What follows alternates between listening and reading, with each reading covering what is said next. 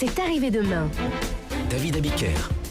Dans 2 jours, il sera à l'affiche de Moi et François B, une pièce de théâtre où il interprète son propre rôle et qui se déroule dans l'imagination de l'auteur. Autant dire que François Berléand est le captif des fantasmes de celui qui a écrit la pièce. Ça s'appelle Une mise en abîme.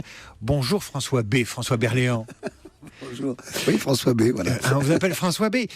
On va peut-être commencer par le début, pour que les gens quand même se disent de quoi il s'agit. La pièce commence de façon assez banale. Vous attendez un taxi pour aller jouer au théâtre Don Juan. Voilà, jusque-là, je ne me trompe pas. Voilà, tout à fait. Et alors, qu'est-ce qui se passe ensuite ? Et bien, ce qui se passe, c'est que je me réveille dans un endroit assez particulier où il n'y a ni porte ni fenêtre. Il y a un homme qui est assez bizarre et j'essaie de comprendre où je suis.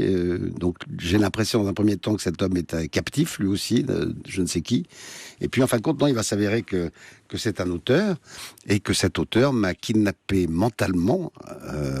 Alors je précise que c'est toujours drôle, hein, c'est une comédie, c'est pas, on n'est pas dans quelque chose de très anxiogène. Il vous a aspiré. Voilà, il m'a aspiré. Il vous a aspiré dans son imagination. Voilà, aspiré, pompé même. Il va même jusqu'à dire pompé, puis après il dit non, aspirer c'est mieux.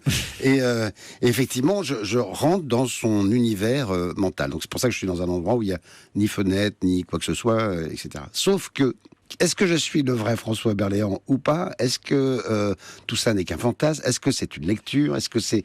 Voilà, on en saura à chaque fois un petit peu plus.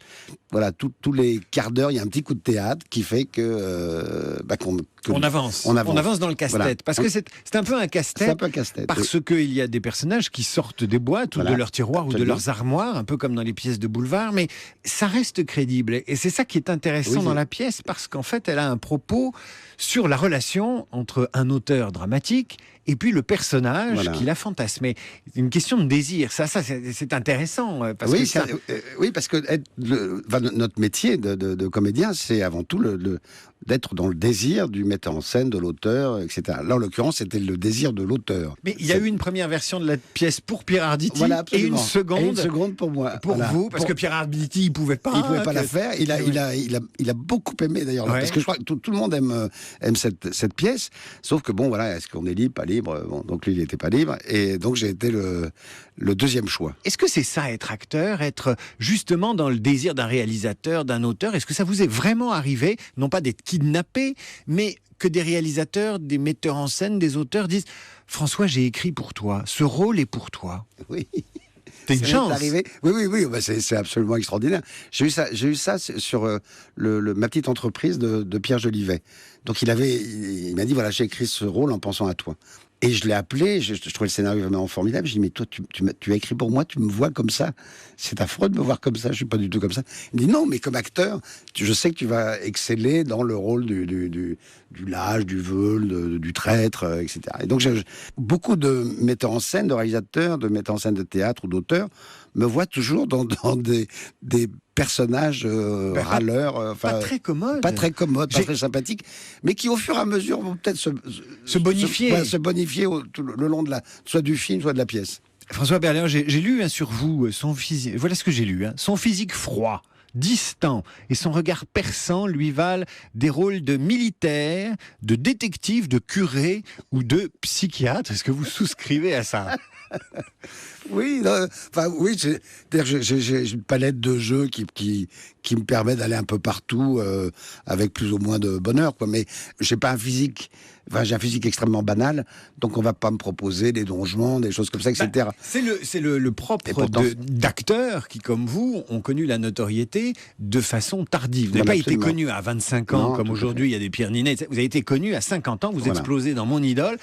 Qu'est-ce que ça apporte ? Quel est l'avantage de cette notoriété, disons, à mi-parcours ? Effectivement, moi j'ai appris mon métier pendant très longtemps. J'ai eu la chance, quand j'avais 20 ans, d'être chez Tania Balachevin, qui était mon professeur de théâtre, et qui m'avait dit, déjà, à 20 ans, c'est épouvantable d'entendre ça, mais enfin bon, voilà, c'est comme ça. Il dit, si un jour vous devez y arriver, ce ne sera pas avant 40 ans. Donc je savais que j'avais beaucoup à apprendre, etc. J'avais l'habitude, quoi qu'il arrivait, de pouvoir exercer mon métier. Vous aviez du boulot. Parce qu'on apprend à chaque fois qu'on est sur scène, à chaque fois qu'on est devant une caméra, on apprend. Là, par exemple, j'apprends. On apprend tout le temps. Dans les compositions dans lesquelles on pourrait vous imaginer, j'ai pensé aussi, quand j'ai vu curé, psychiatre, militaire, vous avez eu des rôles de salaud aussi, je me suis dit, tiens, homme politique, il ferait bien. Est-ce que vous avez fait homme politique ? Alors j'ai fait Robert Boulin. Ouais. J'ai fait Très Robert récemment. Boulin. Oui, il n'y a pas longtemps. J'ai un physique assez banal, donc on m'a fait une coupe de cheveux à la Boulin. Vous savez, il avait une raie très très basse, et donc ça le faisait, quoi. François Berléand, est-ce que la campagne vous fascine? Vous qui avez à un moment donné dit de François Bayrou, la phrase m'avait amusé, vous aviez dit ça en 2007, on ne pouvait pas parler vraiment d'un soutien, mais c'est quand même un soutien. Je soutiens et je voterai François Bayrou le 22 avril, c'était en 2007, bien que mon poulain ait le charisme d'une huître. Est-ce que cette campagne, celle qui commence, là, qui s'ouvre vers 2017, est-ce qu'elle vous passionne comme vous avez pu être éventuellement passionné par celle de 2007? Elle va me passionner, là, pour l'instant, on en est encore qu'aux prémices. Moi, je suis maintenant social-démocrate, enfin, c'est ce que j'ai toujours été. Malheureusement, ce parti n'existe pas en France. Il y a un parti socialiste qui est un peu n'importe quoi. Enfin, je sais pas que c'est n'importe quoi, mais c'est qu'on est aussi bien au centre-gauche qu'à la gauche-gauche. Donc moi, j'ai envie d'un parti qui soit centre-gauche, social-démocrate. François Hollande est social-démocrate. Oui, mais il le montre pas assez. Il est trop prisonnier de. Emmanuel du Macron PS. est un peu social-démocrate. Je suis très macroniste. On dit macroniste. Vous êtes macroniste. Oui, Macron d'abord parce qu'il est jeune. Et puis parce que vraiment c'est un vrai social-démocrate. Je crois que la France est un pays qui a besoin d'être extrêmement réformé. Et j'ai l'impression que lui, donne à ça en tout cas à penser qu'il va réformer la France s'il se présente. Mais vous n'avez pas cette prudence des gens du spectacle qui disent « Ouh là là, la politique, on n'en parle pas, etc. » Moi, je suis d'une génération qui est extrêmement politisée, donc... Voilà, j'étais à l'extrême gauche, j'étais à gauche, j'étais centre. Voilà, maintenant je suis centre. En vieillissant, on devient à droite. Il y a 40 ans, oui. Non, droite, et encore. Parce que, vous savez, quand les gens de droite sont au pouvoir, on se rend compte qu'ils font une politique de gauche. Quand la gauche est au pouvoir, ils font une politique plus ou moins de droite. Donc voilà, la social-démocratie, c'est une politique responsable. Voilà. François Berléand, moi et François B, avec vous, François Berléand, avec Sébastien Castro, une pièce de Clément Gaillet, mise en scène par Stéphane Hillel, c'est au Théâtre Montparnasse, c'est dans 2 jours à partir du 13 septembre. François Berléand, avant qu'on se quitte, est-ce que vous pourriez nous dire, comme ça, quelques strophes de Don Juan, vos premières répliques dans la pièce ? Vous vous en souvenez? Vous l'avez en tête? On va voir si vous êtes prêts pour mardi. Jamais faire ça. Attendez, j'ai une anti-sèche. J'ai une anti-sèche. Simplement au début, parce qu'évidemment, tu veux qu'on se lie à demeurer? Quoi, tu veux qu'on se lie à demeurer au premier objet qui nous prend, qu'on renonce au monde pour lui et qu'on n'est plus Dieu pour personne?